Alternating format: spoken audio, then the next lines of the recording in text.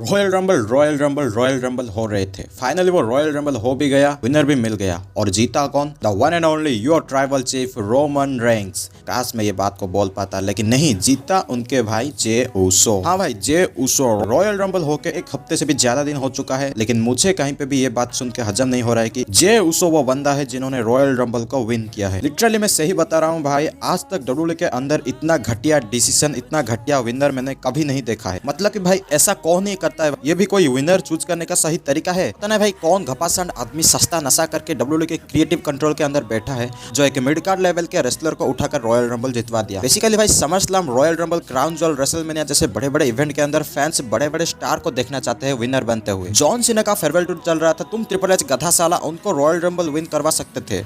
उनका ये last royal rumble था, लोग जॉन सीना को चैंपियन देखना चाहते थे। तुम जॉन सीना के ही मूवमेंट को बर्बाद कर दिए। रॉयल रंबल के अंदर ड्रू मैकिंटायर थे, ये बंदा कहां पेंडेमिक के टाइम पर विन किया था, लेसनर को हराया था। उस टाइम ड्रू मैकिंटायर को चीयर करने के लिए क्राउड्स भी नहीं थे। तुम इनको एक और बार रॉयल रंबल विन करवा सकते थे। सेथ रॉलिंस, ये बंदा जब से कोडी रोड्स डब्ल्यूडब्ल्यूई के अंदर रिटर्न किया है, तब से ये बंदा उससे हारते आ रहा। इनको रॉयल रंबल जिता सकते थे, कोडी रोड्स के अगेंस्ट सेथ रॉलिंस को चैंपियनशिप के लिए मौका दे सकते थे, लेकिन तुम ट्रिपल एच गधे साले, तुमने ऐसा भी नहीं किया।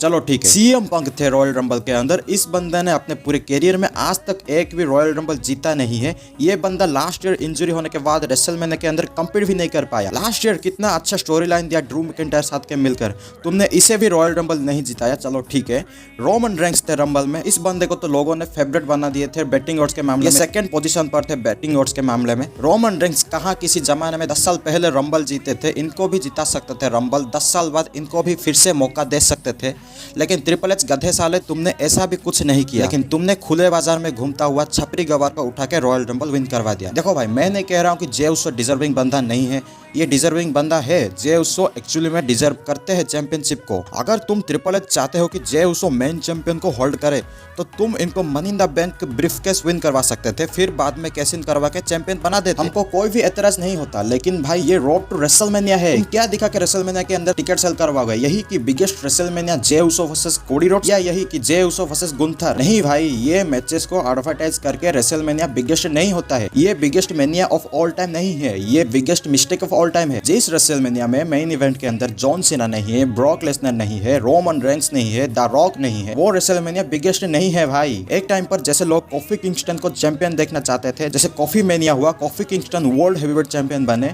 लोग बोर होना स्टार्ट कर दिए। एक हफ्ते के अंदर उनका टाइटल ब्रॉक लेसनर ने छीन लिया, क्योंकि कॉफी किंगस्टन उस लेवल का बंदा थे ही नहीं। एक टाइम पर एलए नाइट ओवर हुए थे ऑडियंस के सामने, कितना ज्यादा पॉपुलर हुए थे, कितने ज्यादा लोग उनको प्यार करते थे, लेकिन वो मिड कार्ड लेवल के चैंपियनशिप को भी ठीक से संभाल नहीं पाए। लोग उनके स्टोरी लाइन में बोरिंग हो गए, क्योंकि उनका वही घिसी पिटी स्टोरी अंड्रेड और कार्मेलो हाइस के साथ चलता गया। कोडी रोड्स, जिसे लोग चैंपियन बनते हुए देखना चाहते थे, लोग मर रहे थे, लोग रो रहे थे, इस बंदे को चैंपियन बना दो। जैसे ही रोमन रेंस को हराया, चैंपियन बना, लोग 6 दिन के अंदर बोर होना शुरू कर दिए। हटाओ इस गधे के हाथ से चैंपियनशिप को, हम लोग फिर से एक बार रोमन रेंस को चैंपियन पकड़ते हुए देखना चाहते थे। लोग बोर हो जाएंगे भाई। मैं आपको एक बेस्ट एग्जांपल देके समझाता हूँ, सुनो। जैसे एक लड़का लड़की होते हैं ना, अपने स्टॉकिंग स्टेज में होते हैं ना, वो लड़की को बहुत ही बढ़िया फील होता है, उसे तरह तरह के इमोशन स्पाइक होता है, उसके दिमाग में रोलर कोस्ट वाला इमोशन स्पाइक होता है। लेकिन जैसे ही वो लड़का लड़की को कमिटमेंट दे देता है, रिलेशनशिप में आ जाता है, लड़की बोर होना शुरू कर देती है, क्योंकि लड़का तो चूतिया है, हर रोज उसकी केयर करता है, उसके पीछे भागता है, उसे good morning, good evening, good night वाला रोज मैसेज करता है, और ये सब प्रेडिक्टेबल बन जाता है। इसीलिए लड़की जाकर एक बैड बॉय, एक सिग्मा मेल की तरफ अट्रैक्ट हो जाता है, इन चूतिया नाइस गाय की ओर नहीं। ठीक है, वैसे ही डब्ल्यूडब्ल्यूई में भी लोग अब हील रेसलर को ज्यादा पसंद करते हैं। किसी एरू गेरू को तुम उठा के चैंपियन बना दोगे, किसी एरू गेरू को तुम उठा के रॉयल रंबल जितवा दोगे, तो ट्रिपल एच लोग कुछ ही दिन में फ्रस्ट्रेट हो जाएंगे। तुम जॉन सीना को तो वीकली शो पे लेकर आते ही नहीं, रोमन रेंस को तो वीकली शो पे लेकर आते ही नहीं, झूठ मूठ के इंजरी दिखा देते हो। जॉन सीना को सिर्फ प्रीमियर लाइव इवेंट पे स्पोर्ट पे ऊपर स्पोर्ट देते जा रहे हो, उनका स्टोरी लाइन तो कुछ बिल्ड करते ही नहीं। सोलो सिकोवा, द रॉक जैसे रेसलर को तो रंबल में डाले ही नहीं, ऑस्टिन थ्योरी जैसे रेसलर को तुम दिखाते ही नहीं। लगातार 3 साल के रॉयल रंबल को तुमने बर्बाद कर दिया ट्रिपल एच।